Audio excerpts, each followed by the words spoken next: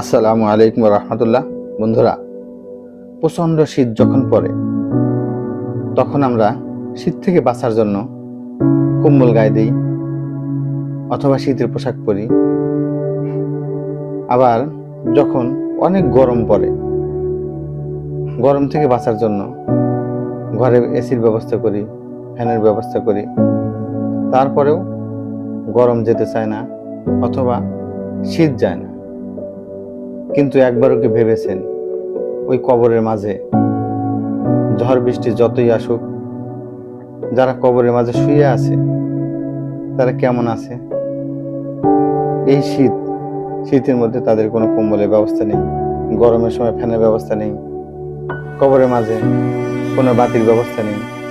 তারা কেমন আছে? তাদের কথা কি আমরা ভাবি? তাদের কথা কি আমরা চিন্তা করি?